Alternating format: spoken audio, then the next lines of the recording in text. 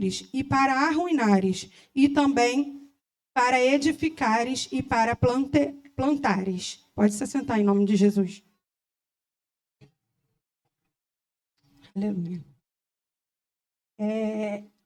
O tema dessa pregação é: Deus chama, Ele capacita e Ele envia. E nesse livro de Jeremias, eu uma vez falei para o Senhor, a primeira vez que eu pregar, eu vou pregar sobre Jeremias, mas aí, na hora, Deus não... Aí eu fui e preguei sobre Getsemane. Foi até quando eu estava grávida da Gabriela. Mas eu gosto muito do livro de Jeremias, por me identifico muito com ele. Jeremias, no livro de Jeremias 1:5, ele diz: antes que eu te formasse no ventre, eu te conheci. E antes que saísse da madre, te santifiquei. Aqui em Jeremias, o Senhor aqui está querendo dizer para Jeremias: Jeremias, você não foi escolhido por acaso. Deus, ele não te escolheu por acaso. Deus sempre teve um propósito na tua vida. E o propósito que Deus tem na tua vida é antes mesmo de você entrar dentro do ventre da tua mãe. Ele já teve aquele propósito para a sua vida. Deus já tinha aquele plano para a vida de Jeremias. E Deus, assim como Jeremias, Deus tem um plano para cada um de nós. E só basta nos se disponibilizar para poder fazer aquilo que o Senhor tem planejado já para nossas vidas. Assim, você não é um acidente. Deus conhece a sua história e tem um propósito para a sua vida. Nenhum de nós nascemos por acaso. Nenhum de nós viemos a esse mundo, porque aconteceu. Deus, ele escolhe a nossa vida, ele escolhe a nossa história antes mesmo da gente nascer.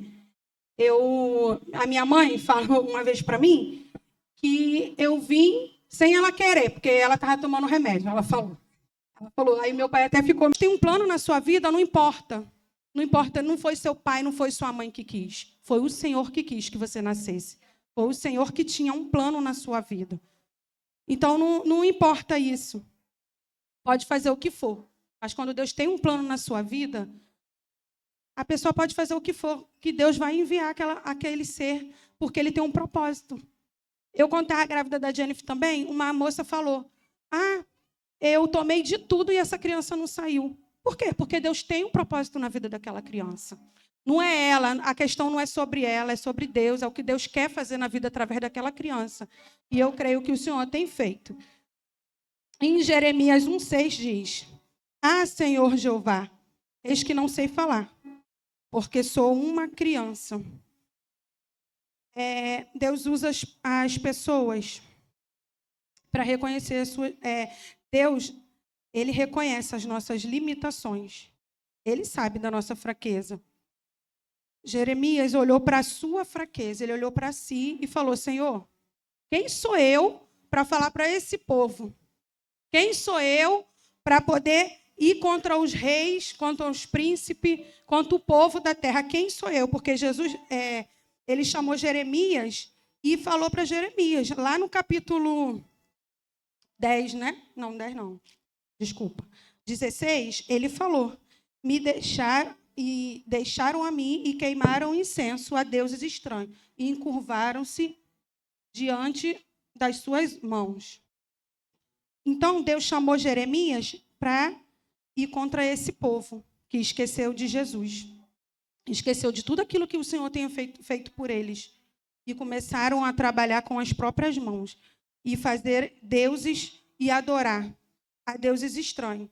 E Jeremias, ele pensou: meu Deus, mas logo eu, que sou uma criança, perante reis, perante príncipe, quem sou eu para falar? Porque até hoje nós somos assim, né? A gente é tão jovem, a gente olha para o irmão e fala assim: quem sou eu para falar para ela que ela tem 20, 30 anos de igreja, ela é uma senhora, já é mais velha do que eu, já viveu tanta coisa, quem sou eu para falar? Só que Deus não olha do jeito que a gente olha. Deus olha o coração. E Deus conhece. E Deus, ele olhou para Jeremias e viu realmente a fraqueza dele. E viu que ele não era capaz. ele reconheceu as suas fraquezas. Jeremias reconheceu as suas fraquezas. Mas o Senhor conhece o coração dele, conhece a intimidade dele, conhece do que ele pode fazer. Muitas vezes fazemos o mesmo, né? Não sou capaz, não consigo, não tenho conhecimento. Quem sou eu para falar de Jesus? Se ainda sou tão jovem, tenho muito que aprender. Às vezes a gente usa essa desculpa, né? Tenho muito que aprender ainda. Quem sou eu? Quero sentar, quero aprender. Mas Deus, ele usa quem ele quer, da maneira que ele quer. Porque ele é Deus. Deus não está preocupado com perfeição. Ele procura com disposição e obediência. Ele não está preocupado se você fala bem, se você se expressa bem, se você prega bem, se você pula, se você canta, se você roda. Ele não está preocupado com isso. Ele está preocupado quando ele te chamar, você falar, eis-me aqui, Senhor. Senhor, de mim nada eu vou falar. De mim eu não tenho nada para fazer, Senhor. Mas se o Senhor for comigo, eu estarei ali. Então, o Senhor, ele quer disponibilidade e obediência. Isso me faz me lembrar lá de Davi. Quando Davi se ofereceu para derrotar o gigante, ele não tinha tanta preparação militar como os seus irmãos, mas ele tinha disposição, disponibilidade. Porque quando Davi foi falar com o rei, que ele iria lutar contra o gigante, ele olhou para o rei, olhou para a aparência de Davi e a estatura dele. Mas quando ele disse que venceu um urso e um leão num secreto, ele teve um pouco de credibilidade. Mas acredito eu que não teve tanta confiança que o venceria o gigante. Isso o rei, né? O rei não.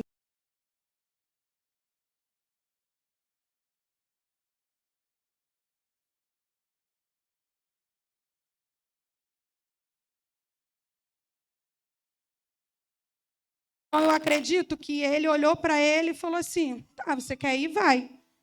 Mas achou que Davi voltaria derrotado. E assim é conosco. Às vezes contamos para as pessoas algo que nós passamos na nossa vida. Mas porque foi no secreto, ninguém dá credibilidade. Ninguém olha assim e fala assim, aquela ali é uma mulher de Deus, aquele ali é um homem de Deus. Não, porque as pessoas querem status, as pessoas querem ver. E quando Davi, ele foi vencer o gigante, e foi em público, que todos viram a grandeza do Senhor sobre a vida dele, aí sim reconheceram ele. Mas enquanto ele estava ali no secreto, ninguém notava, ninguém via. E assim é a vida as nossas vidas. Muitas das vezes, lutamos lutas tão difíceis há tantos anos nas nossas vidas e ninguém vê, mas o Senhor tem visto.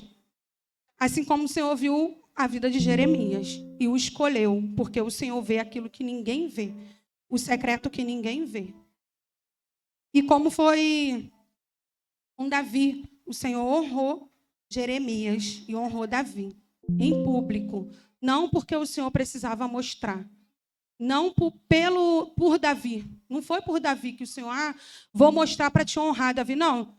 Deus, ele usa as nossas vidas para ele ser honrado, para o nome dele ser glorificado. A partir do momento que a gente começa a achar que a honra é nossa, a glória é nossa, a gente já está errado, já começa a dar tudo errado aí.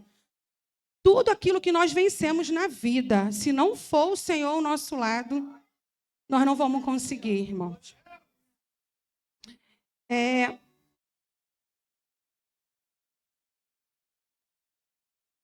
E aqui eu coloquei assim, se preciso for, ele irá te colocar em evidência, para que todos saibam que ele te escolheu e te separou antes mesmo que ele te formasse no ventre da sua mãe. Deus, ele não precisa, irmãos. Mas Deus, ele não é injusto com ninguém. Ele vê a sua luta, ele vê o quanto você tem se esforçado para estar aqui. E ele tem prazer em nos abençoar, ele tem prazer em nos honrar. Mas que a honra seja toda dele, que nós não venhamos pensar que a honra é nossa, não. A honra é do Senhor. Deus capacita aqueles que ele chama. Não diga, eu sou uma criança. Deus respondeu às desculpas de Jeremias. O Senhor respondeu às desculpas de Jeremias, porque, às vezes, irmãos, nem seja uma desculpa, mas o medo. Porque se fosse por mim mesmo, eu não estaria aqui.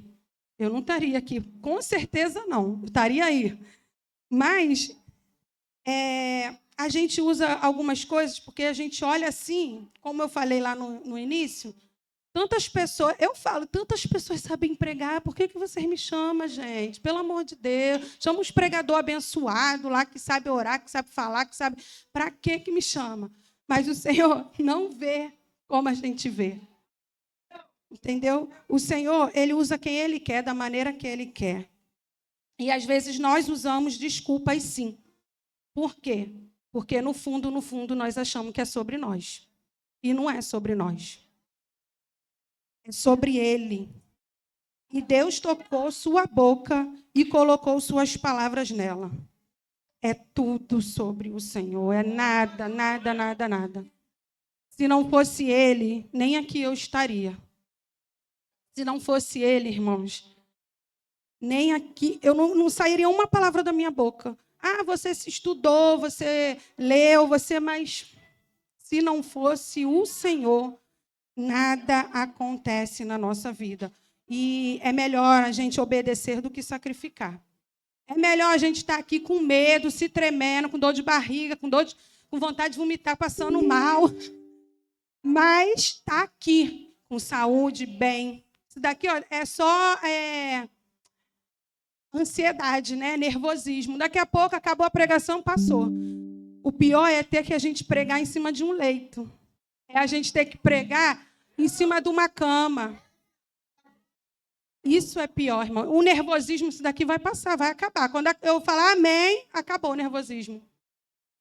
Mas o pior de tudo é Jesus nos chamar em cima de um leito, de uma cama.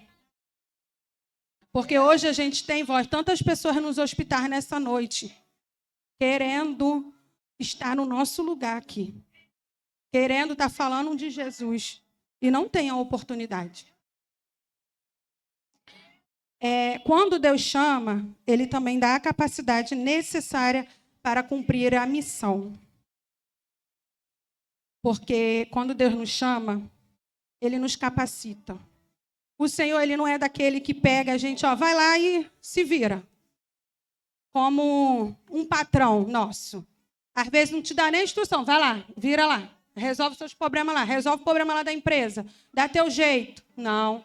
O Senhor, Ele nos capacita. Quando eu falei, o Senhor, Ele nos chama, Ele nos capacita e depois Ele nos envia. Quando vê que nós estamos preparados para ser enviado por Ele. Deus nos envia com uma missão. Pondo-te neste dia sobre as nações, sobre os reinos. E qual foi a missão de Jeremias? Arrancar o que estava errado, derrubar o pecado, destruir mentiras, edificar a verdade e plantar a esperança. Deus nos chama para sermos instrumentos de transformação. Onde estamos, na nossa igreja, na nossa família, no nosso trabalho, na nossa sociedade. Ele nos chama para trazer a transformação para aquele lugar. E não sermos coniventes com o pecado, com o erro. Então, eu entendo muito o lado de Jeremias quando ele diz: Senhor, eu ainda sou uma criança. Como eu vou falar do pecado daquele povo? Como eu vou destruir as mentiras daquele povo? Mas o Senhor estava com Jeremias, porque da mesma forma que ele falou que ele era uma criança, o Senhor falou que estaria com ele. O Senhor, Ele nos prepara, Ele não manda a gente para a guerra despreparado. E Ele não deixa a gente só. Ele está conosco, não adianta a gente ficar com medo, com vergonha. O Senhor, Ele te envia, mas Ele também nos capacita para uma boa obra. E a vida de Jeremias foi muito difícil. Ele passou por muitas coisas. Porque ali, Deus chamou ele para fazer coisas que era muito difícil dele fazer, porque você falar do pecado do outro, você destruir as mentiras a qual o outro está fazendo, e ele tão jovem, tendo que fazer tudo isso, para mostrar para o povo que ainda há um povo justo, um povo reto, que ouve a voz do Senhor e que o Senhor está vendo o que eles estão fazendo. E eu entendo o medo dele, porque não era qualquer pessoa que ele iria enfrentar. Não era reis, era príncipe. E Deus fala, eu te colocarei contra os príncipes e os sacerdotes, os reis, e contra o povo da terra. E pelejarão contra ti. Mas aí o Senhor sempre nos dá uma palavra de conforto, né? Porque quando fala, e pelejarão contra ti, o medo já vem. Aí o Senhor é lindo, ele não nos deixa só. Aí ele fala, mas não prevalecerão contra ti, porque eu sou contigo, diz o Senhor, para te livrar. Ah, o Senhor, meu Deus. O Senhor, ele é maravilhoso, irmãos. Ele não nos deixa só, não. Não tema o pecado, não tema. Não tema falar o que está errado. Se foi o Senhor que te mandou, você fala. Agora, se não for, irmão, se é o teu achismo, se é o que eu acho, o que eu penso, fique para você. E deixa que o Senhor faça. Porque aqui nós não somos juízes de nada. Às vezes olhamos a aparência e julgamos. Não, irmãos, fala aquilo que o Senhor mandou tu falar. Não aquilo que você viu com os teus olhos e achou que fosse. Entendeu? E Deus... Eu me perdi já aqui. E assim somos nós também, né? Às vezes, Deus, quando Ele nos... Deus fala aqui que antes mesmo dele formar a gente no ventre, Ele já nos conhecia, ou seja, Ele tem um propósito. Mas porque nem todo mundo vivencia aquele propósito. Muitas das vezes, as pessoas passam por certas situações e falam assim, mas será que foi isso que Deus tinha para mim? Aí quer colocar a culpa no Senhor. Não. O Senhor, ele tem planos bons para as nossas vidas. Planos de paz, planos de bênçãos, de vitória. Não é planos de humilhação, derrota, de vergonha, não, irmãos.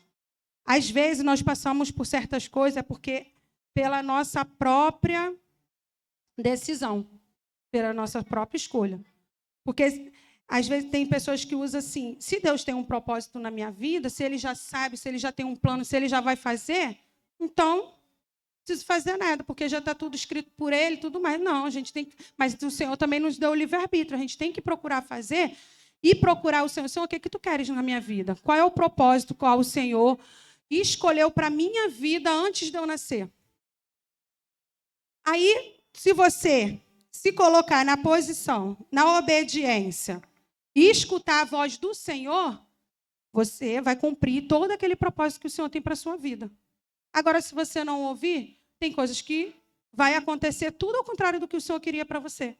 Porque foi a sua escolha, porque você não pediu direção para Deus, porque você não ouviu a voz de Deus. Então, Deus tem um propósito para a nossa vida, mas é o propósito de paz, de bênçãos, de vitórias, de honra. Não é um propósito para nossa vergonha e derrota. Que nós venhamos ouvir a voz de Deus e entender tudo aquilo que Ele quer para nossas vidas.